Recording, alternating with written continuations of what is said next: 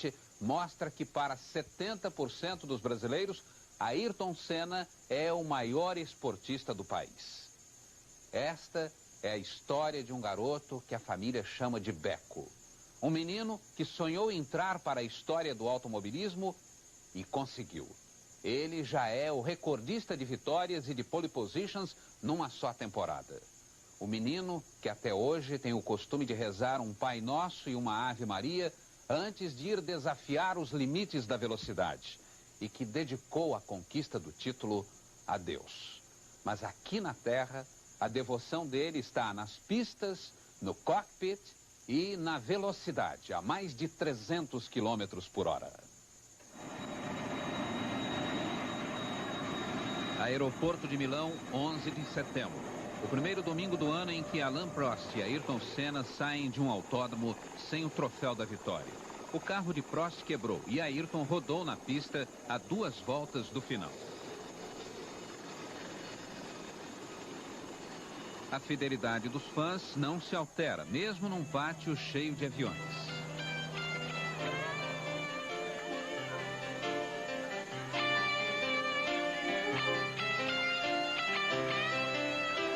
A viagem para Mônaco dura apenas alguns minutos.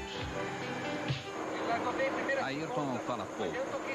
Chega até a comentar a largada da corrida em Monza. E antes de eu colocar a terceira, já perdeu no posto. Antes de eu colocar a terceira, então eu fiz assim. Sobre a rodada, nenhuma palavra. Para um perfeccionista como ele, é quase doloroso reviver a batida que o tirou da prova. É um momento difícil, mas não tão decisivo como outro momento que Ayrton viveu este ano numa curva a 50 metros da casa dele no Principado de Mônaco. Esta é a curva que leva à entrada do túnel aqui no circuito de Monte Carlo. E aqui aconteceu um dos fatos mais importantes desta temporada de Fórmula 1 em 1988. Ayrton Senna liderava com quase 1 minuto de vantagem. Eram 11 voltas para o final da prova, ele vinha de lá, tocou ali, passou, travou as rodas, veio reto e veio bater aqui. Aqui é colocado o guarda-reio. O guarda-reio estava montado aqui. Ele bateu aqui. Olha aí, Ayrton Senna. Olha aí, Ayrton Senna. Mas quando bateu e desceu do carro, Ayrton Senna ganhou o título de 1988. Só que eu não vou perder tempo em explicar. O próprio Senna vai explicar o que aconteceu e por que a gente pode chegar a essa conclusão. Dali eu notei uma série de pequenos problemas que contribuíram para essa falta de concentração, que era o fato de eu estar numa equipe nova, numa atmosfera nova, um trabalho com pessoas diferentes da equipe, com o próprio Prost. Eu não estava reagindo corretamente a uma série de situações. Foi dali que eu percebi, com a ajuda de muitas pessoas em casa e até de um analista, que eu percebi o problema. Tudo isso aconteceu aqui, nesse Grande Prêmio de Mônaco, e mais especificamente com o acidente que eu tive aqui. Ayrton agora revela um pouco da intimidade do apartamento que lhe serve de refúgio na Europa. Dentro, o conforto e alguns troféus recentes da Fórmula 1. Do lado de fora, a beleza de Mônaco de um ângulo privilegiado. Ayrton viaja no tempo e lembra o começo de tudo no kart. O que eu me lembro também muito e que eu tenho grandes recordações eram os treinos que eu ia fazer, onde meu motorista me levava, passava na escola, me pegava na escola na hora do almoço e levava para o autódromo para passar a tarde toda treinando. E era uma coisa que eu realmente adorava.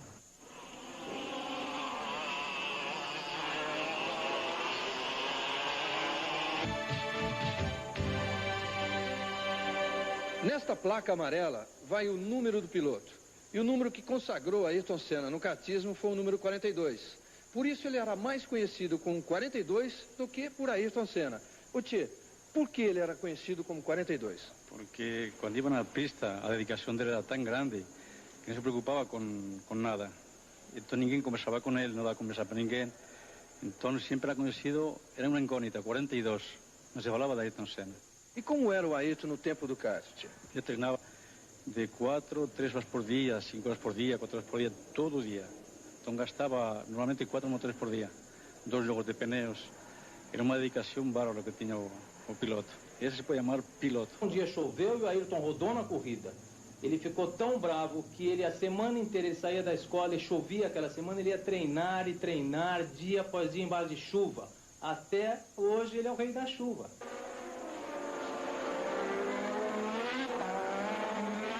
Começava a corrida no primeiro treino. É o primeiro a entrar na pista.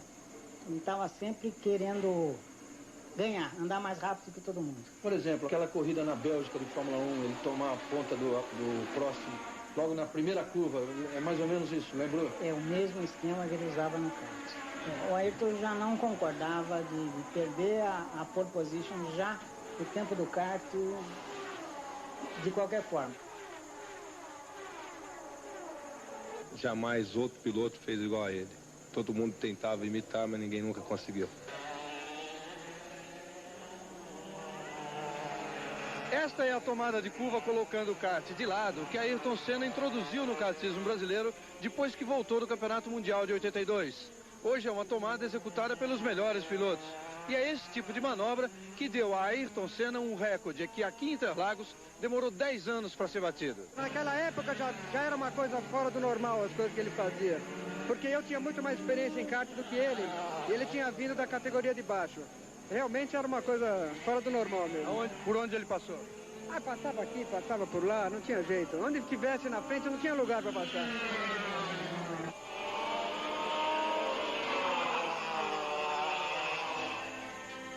1973, Kartódromo de Interlagos, São Paulo. Um rapaz chamado Ayrton Senna da Silva recebe pela primeira vez a bandeirada da vitória. É o início de uma trajetória que deixaria marcas na história do automobilismo. Nos 8 anos seguintes, Ayrton conquista no kart 2 campeonatos paulistas, 2 brasileiros, 2 sul-americanos e 2 vice-campeonatos mundiais. Eu sempre fui muito agressivo, né? No estilo de pilotar o kart, de guiar. Eu sempre fui muito arrojado e essa é a minha característica principal. Embora com o desenrolar dos anos a gente foi adquirindo experiência e diminuindo um pouco esse ímpeto tão grande, né? Que muitas vezes me custou uma vitória. Este é um lugar onde Ayrton passou muito tempo da sua vida. É a garagem da sua casa em São Paulo. Mas na época do kart, era a sua oficina. Aqui ele passou horas e horas, atravessou madrugadas, debruçado sobre o seu kart. Hoje a antiga oficina se transformou numa galeria de troféus que conta, através das fotos nas paredes, o início da trajetória de um campeão. E nesta sala ele guarda algumas lembranças recentes da Fórmula 1. Esse aqui, por exemplo, é o troféu do Grande Prêmio da Hungria. Esse aqui é o do Grande Prêmio da Espanha. E esse aqui é o de Detroit, uma prova que ele venceu 3 vezes seguidas. Esta é uma garrafa de champanhe, daquelas de tamanho gigante, com que os pilotos comemoram a vitória no pódio. Esta aqui tem um significado especial. É o do Grande Prêmio de Mônaco de 1987, a primeira vez que um brasileiro venceu essa prova. E na empolgação da vitória, Ayrton Senna deu um banho de champanhe até no príncipe Ranier e na princesa Caroline. Nombre de pole position, 5 meilleurs temps. Voilà tout résumé en chiffres. Alors que le Boîtier Chaudon est en train, donc... Ele era bem agitado, uma criança assim que não parava nem um minuto. Ele vivia sempre se movimentando. Em alguma coisa ele tinha, quando ele ia andar de kart, ele e o primo, então tinha um kart só. Enquanto o primo andava, ele já levava um quadrado e ficava empinando o tempo que o outro andava, né? Aí ele não parava, ele não ficava assim, parado um pouco. Teve um momento na vida dele e na vida de vocês, da família, que foi assim decisivo para ele continuar ou não na carreira. Como é que foi isso? Como ele se comportou? Foi o primeiro ano que ele resolveu ir para a Inglaterra fazer Fórmula Forte. E nós deixamos que ele fosse, mas na certeza que ele voltava. sempre fui muito ligado à família. E sempre gostei demais de estar junto deles. Por outro lado, eu cresci com alguma coisa dentro de mim, no sangue, no coração, na cabeça, que tem alguma coisa a ver com motor, com barulho, com um volante, 4 rodas, enfim. A gente acreditava que ele voltava. Quando foi, acho que setembro, outubro, por aí, nós fomos para lá para buscá-lo. Eles não exigiram, mas eles pressionaram muito. Naqueles meses que ele ficou aqui, ele era atencioso, ele fazia tudo que precisava, de acordo. Ele nunca ficou assim, de cara feia, nem nada. Ele fazia tudo normalmente. Mas ele ficou apático.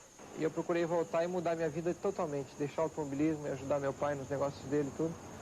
E eu realmente tentei, mas eu não consegui. Tem algum compromisso dele com a senhora, da época de parar ou qualquer coisa assim? Olha, eu já falei isso um dia para um repórter, mas acho que não foi bem entendido. Eu perguntei um dia para ele, e quando você pensa em parar? Olha, mãe, o dia que eu for campeão, eu paro. Eu me lembro de um assunto como esse, mas não totalmente. Mas eu sei, no fundo, que não é isso, que não é verdadeiro. A gente sabe disso, né? Ela sabe que o dia que der eu paro.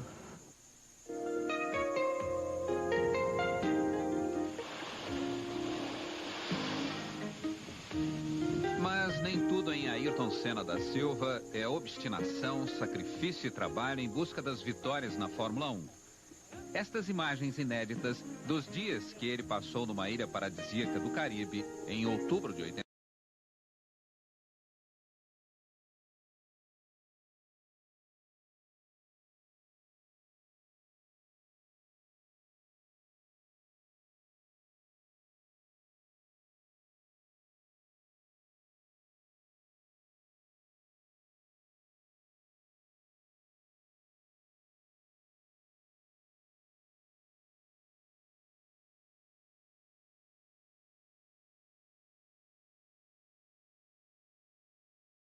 Desempenho deixa a desejar.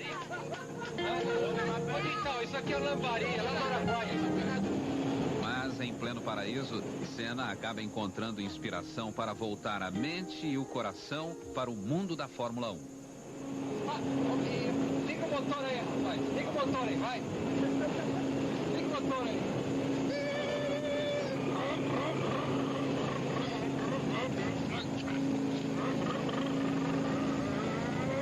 1981. Ayrton deixa para trás os cartódromos do Brasil.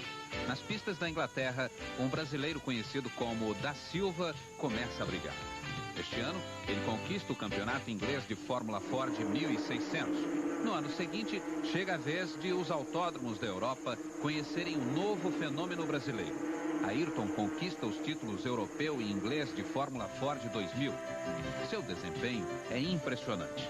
Em 28 provas, ele conquista 22 vitórias, faz 20 melhores voltas, larga 22 vezes na pole position e estabelece 12 recordes de pista.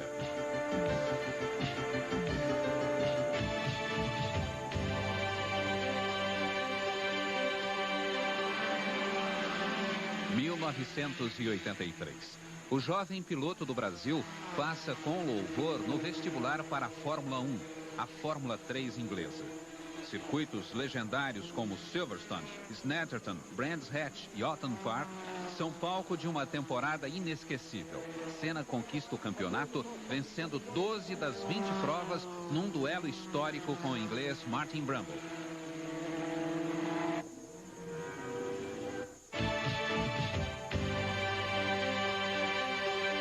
É também em 83 que Ayrton entra pela primeira vez no cockpit de um Fórmula 1. É hoje.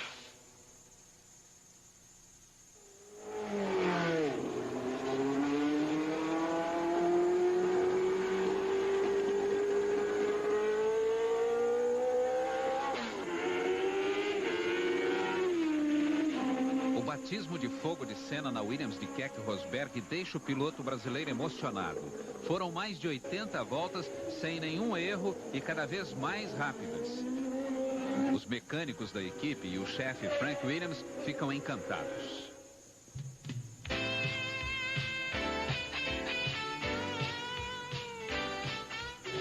Ayrton teve vários convites, mas acaba optando pela equipe Toleman para fazer sua primeira temporada na Fórmula 1.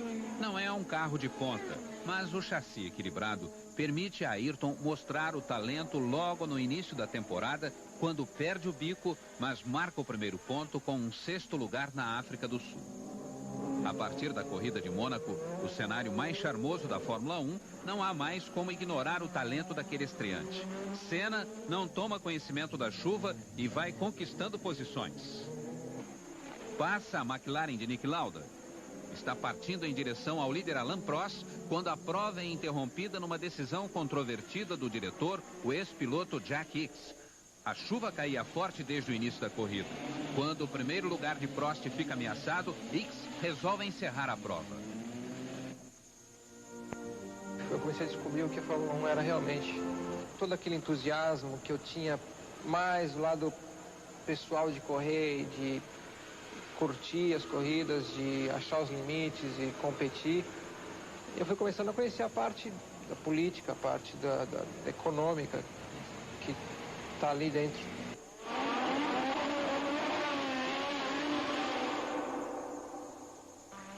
Em 1985. Ayrton pilota agora a Lotus Renault preta e dourada. Basta uma chuva na segunda prova em Estoril para que aconteça o que todos já esperavam, a primeira vitória. Senna parece estar guiando no seco, enquanto alguns monstros sagrados da Fórmula 1, como Prost, mal conseguem se manter na pista.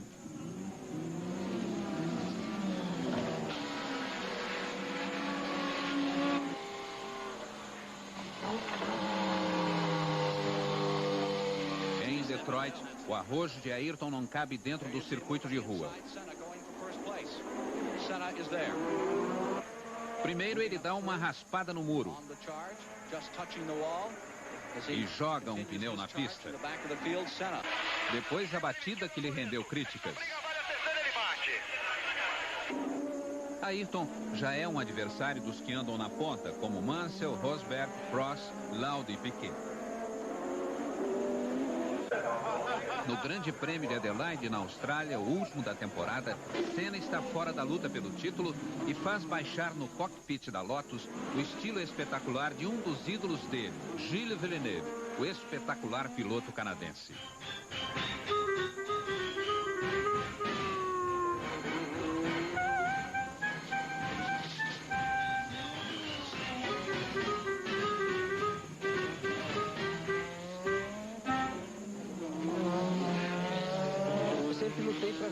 A minha motivação sempre foi vencer e qualquer coisa menos do que isso não satisfazia. Em 86, Ayrton volta com a mesma arma contra os mesmos adversários. Começa bem o ano, chegando em segundo no Brasil, atrás da Williams de Nelson Piquet.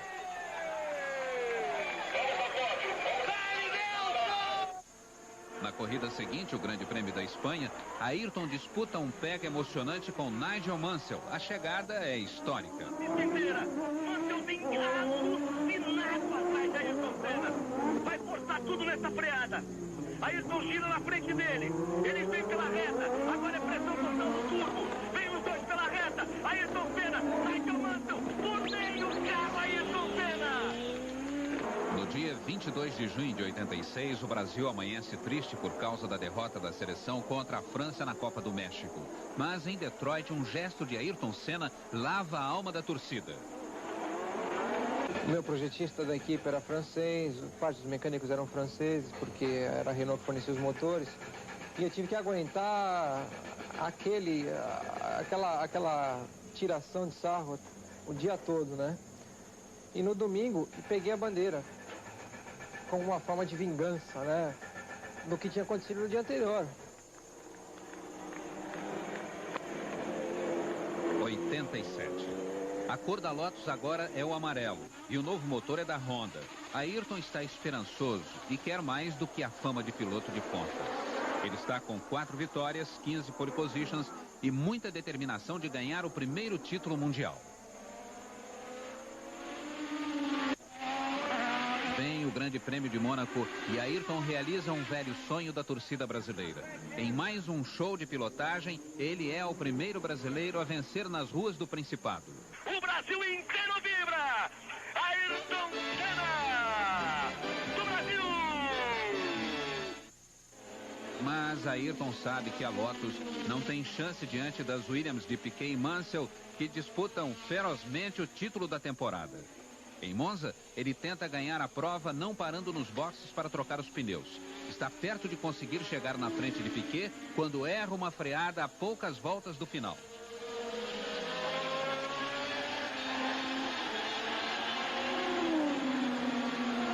Em Jerez de la Frontera, na Espanha, sem poder ganhar a prova, Ayrton dá um show a...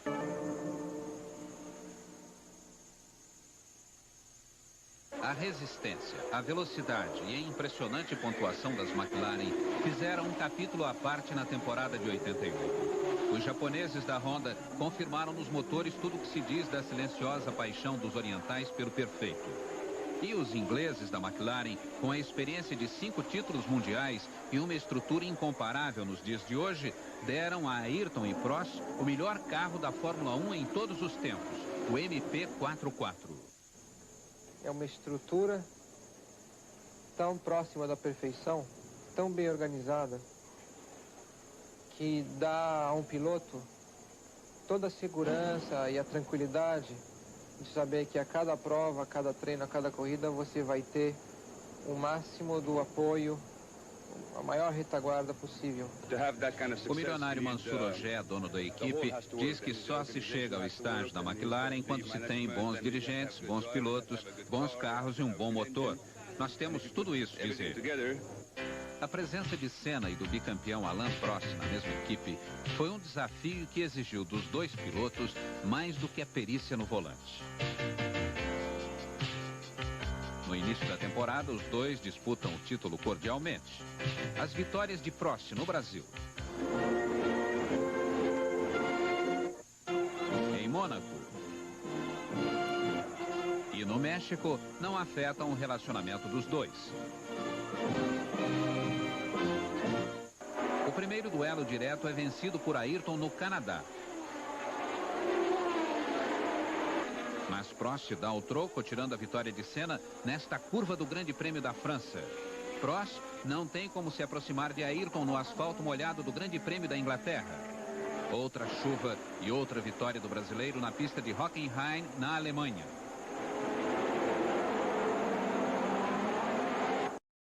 Na pista seca do Grande Prêmio da Hungria, a disputa não é apenas limpa, é espetacular. Senna é ultrapassado, mas recupera a ponta na mesma curva. Com a vitória de Ayrton na Bélgica, os apressados dão Prost como derrotado. Mas um pesadelo está para começar depois da rodada de Senna no Grande Prêmio de Monza.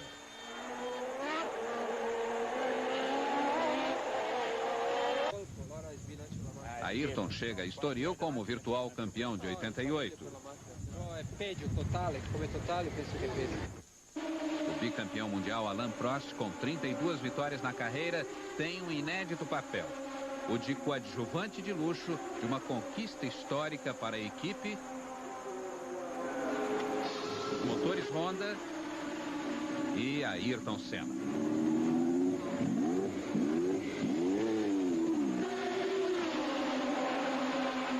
Arquibancada, a torcida de Ayrton saboreia com tranquilidade um título praticamente conquistado. Sobram o verde, o amarelo e o otimismo.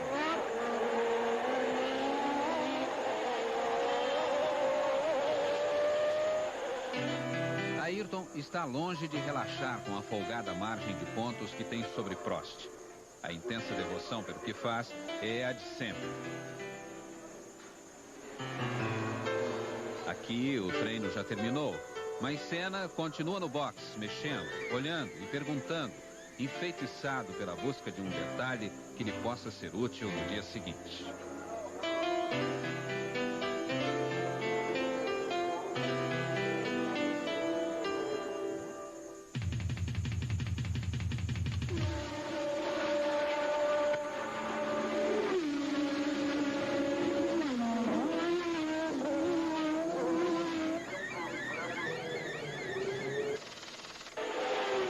Nos treinos, Ayrton, como sempre, anda no limite entre a ousadia e o erro.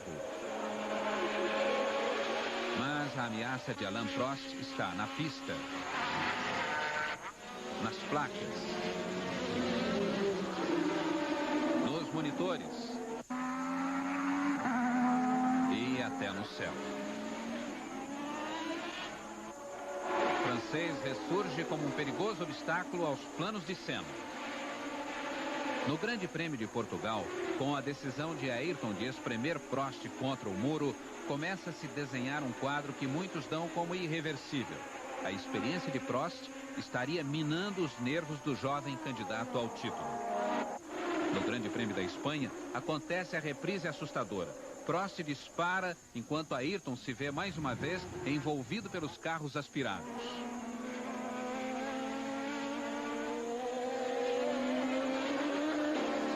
Uma revolta mal contida toma conta do brasileiro. O circo da Fórmula 1 começa a apostar numa grande virada. Os dois pilotos da McLaren praticamente não se falam.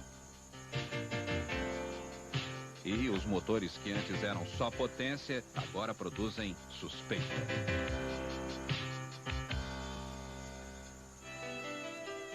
O alívio do drama de Ayrton só vem do outro lado do mundo. No Grande Prêmio do Japão, chegou a vez do professor Alain Prost perder a cabeça espremendo Ayrton na parede. Perde a elegância e o campeonato. De madrugada, o Brasil ganha um campeão. O Brasil inteiro aguarda. Ayrton Senna ergue o punho, vibra, é a vitória. Ayrton Senna do Brasil! Campeão mundial de 1988!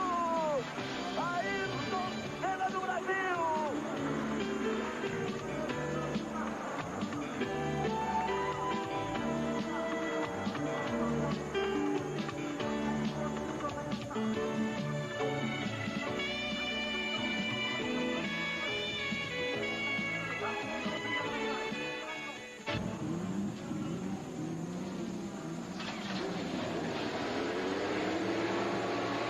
A garra que Ayrton Senna demonstrou desde os tempos da equipe Toleman não demorou muito a trazer alguns problemas para ele. Vamos ver, eu ponho minhas dúvidas. Eu acho que as minhas características e a minha personalidade vão continuar na pista. E eu faço aquilo que eu acredito que seja da melhor forma possível. Dentro de uma lealdade, das regras e tudo, eu procuro o melhor possível. Sempre lutei para vencer, a minha motivação sempre foi vencer e qualquer coisa menos do que isso não satisfazia. E muitas vezes me trouxe muitas encrencas, né? Uma das encrencas de Ayrton chama-se Nigel Mansell, o inglês que se enrosca com o brasileiro desde 84.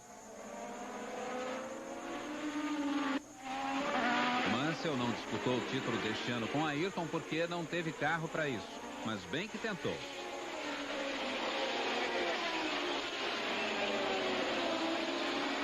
E o Piquet vem para cima do Ayrton. Quem se transformou em rival por excelência de Ayrton em todos os sentidos foi o tricampeão mundial Nelson Piquet. Nos últimos anos, sempre que os dois estiveram disputando posição, o que se viu na pista foi uma série de situações em que eles estiveram muito perto de um acidente. O Brasil inteiro vibra!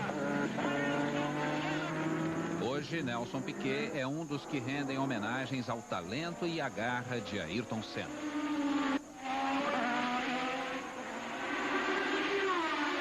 Ele fez um ano fantástico, fora alguns erros que teve que fez ele ainda madurar mais ainda, como em Mônaco. E não há dúvida que está fazendo um ano fantástico. Aquela brincadeira, ou se não foi brincadeira, que você falou uma vez no México, se você tivesse uma equipe, você teria o Ayrton como piloto, é verdade isso?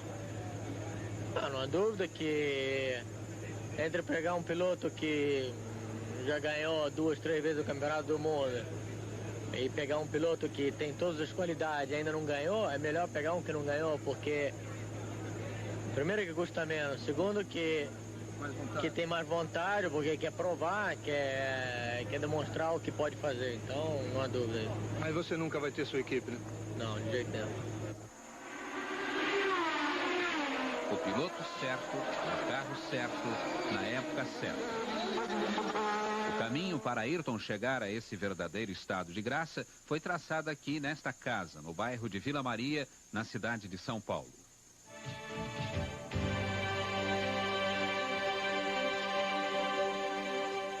Todos os compromissos e contratos de Senna passam pela aprovação deste homem, Armando Botelho, que dirige a empresa Ayrton Senna Promoções com o pai do piloto, o industrial e fazendeiro Milton Teodoro da Silva.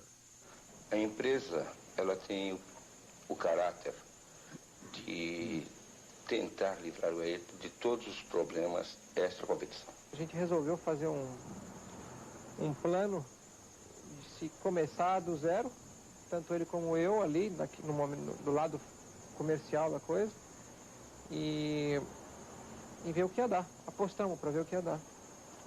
E eu acho que nenhum dos dois pode se arrepender. Armando Botelho hoje tem que fazer uma seleção das empresas que manifestam interesse de patrocinar a Ayrton. Ele também administra os milhões de dólares que o piloto recebe pelos contratos com a McLaren e com os patrocinadores. A empresa também tem jornalistas contratados para divulgar as atividades de Ayrton e mantém um sistema de distribuição de texto e foto para mais de 300 publicações do país. Nesta sala está a medida do prestígio de Ayrton Senna. Aqui chegam diariamente várias cartas do mundo todo e que são classificadas pela Eliette. Eliette, você que está acostumada aí a mexer com essas cartas todas, diz quais são as mais interessantes que você vê aí no momento. Olha, no momento isso aqui... Eliette mostra o bordado que a fã da Hungria fez para desejar boa sorte para Ayrton. O garoto brasileiro que fez do aniversário uma homenagem ao ídolo. As cartas de fãs-clubes do mundo todo, da Austrália e de um berço nobre de grandes ídolos do automobilismo, a Inglaterra. As marcas de batom nas cartas de fãs apaixonadas selam beijos de várias nacionalidades e insinuam as mais diversas intimidades. Tem até cartão sonoro enviado por uma fã do Japão.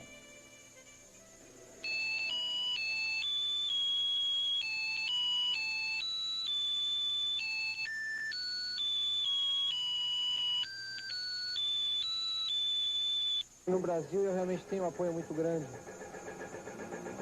de todo mundo, da imprensa em geral, e mesmo quando a gente não vai bem, se a gente comete um erro, o pessoal cai matando em cima, e eu tenho certeza que a maioria deles é de raiva de eu ter dado uma mancada, que eu não podia ter dado uma mancada, eu tinha que ter dado certo. É aqui em lugares como esse que o brasileiro tem tido encontros frequentes com a alegria e o orgulho pelas vitórias de Ayrton Senna na Fórmula 1.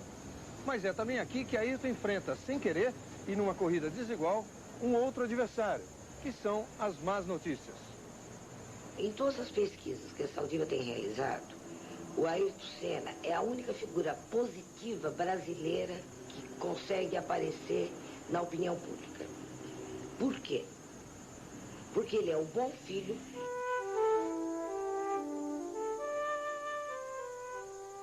ele é um herói humilde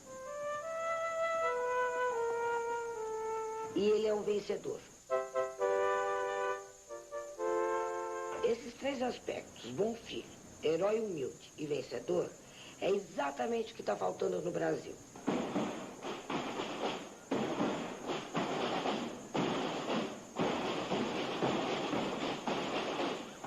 Ele é uma pessoa incrível, maravilhosa, e ele é muito humilde, então ele engrandece muito o nosso Brasil aí fora, e a gente se sente como se estivesse no Brasil lá, quando ele está ganhando, quando ele está participando de uma corrida. Representa muito bem a gente lá fora, né? É uma das exceções, viu? É poucos brasileiros agora que a gente pode se orgulhar, né? Ele é legal com a gente, é comunicativo com as pessoas, ele passa a mensagem da vitória pra gente, eu gosto dele. Principalmente modéstia, né? Ele é um cara bem modesto, simplicidade, não está embriagado pelo sucesso ainda. Faço uma coisa assim de autodisciplina, concentração, e é uma pessoa assim que não é arrogante, não passa prepotência, e isso eu acho muito importante. É um homem corajoso, a única coisa que eu sei dele não acompanha, é um orgulho nosso, né? Um dos poucos orgulhos que a gente tem ainda, né? Para nós, de uma certa forma, é muito fácil fazer o Ayrton Senna, porque ele resgata uma coisa que nós sempre procuramos dentro da comunicação, que é o herói. E ele é muito mais do que um herói, porque ele não é o herói fantasia, ele é o herói carne e osso, o herói que corre perigo e que traz alegria para as pessoas.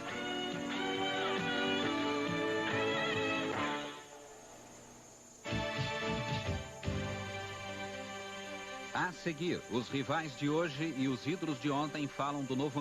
Ayrton Senna chegou ao título mundial com 14 vitórias, 28 pole positions, alguns fiéis adversários e uma legião de admiradores conquistados em todo o mundo ao longo da carreira. Mais do que isso, Ayrton é unanimidade entre astros de hoje e do passado no vaidoso circo da Fórmula 1.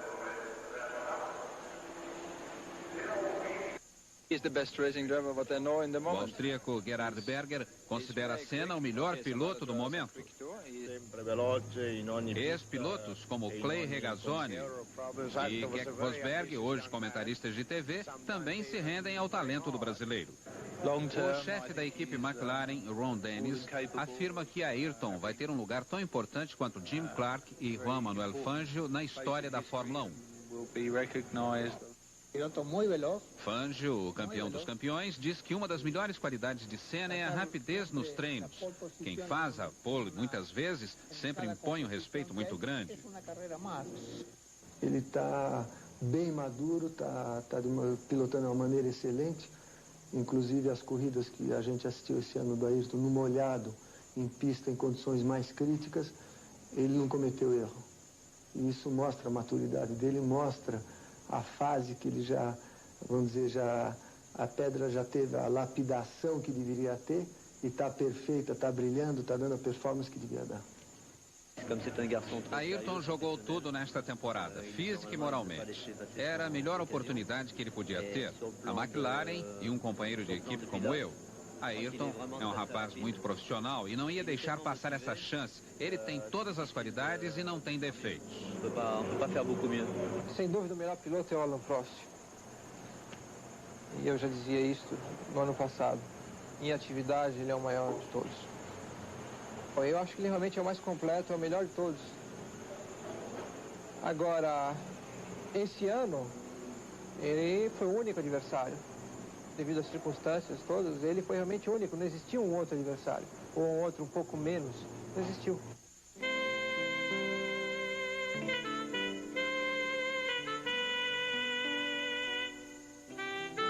Ayrton agora vai falar de um assunto que o deixa emocionado. A distância da família. A falta que fazem as pessoas que ele ama de longe. O herói da velocidade agora está no limite entre o sorriso e a lágrima. Tem o Ayrton e tem o Beco. E o Beco não vive na Europa, ele vive no Brasil. E o Ayrton vive na Europa. E o Beco é aquele que está ligado à família, aos meus pais, minha mãe, meu pai, minha irmã, meus sobrinhos, ao meu irmão, o Léo. E a minha garota, minha namorada, a Adriane. E é um conflito tremendo entre a minha profissão e a minha vida pessoal. E foi só com a ajuda deles que eu cheguei onde eu cheguei. E com o apoio deles é que eu tive, tenho condições, tenho essa força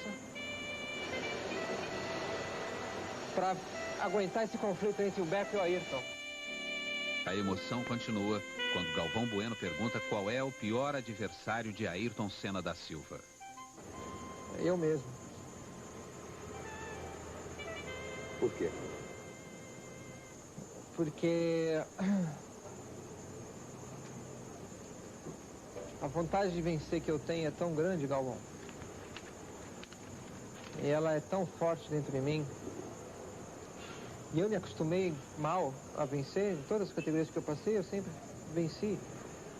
Que a Fórmula 1 foi uma experiência totalmente diferente, onde eu não tive condições de vencer até esse ano. E eu tive muitos momentos de frustração. E isso mexe com você, mexe com a tua estrutura. E a maior dificuldade que eu encontrei Em muitos momentos fui eu mesmo. Liga o motor aí, rapaz. Liga o motor aí, vai. Liga o motor aí.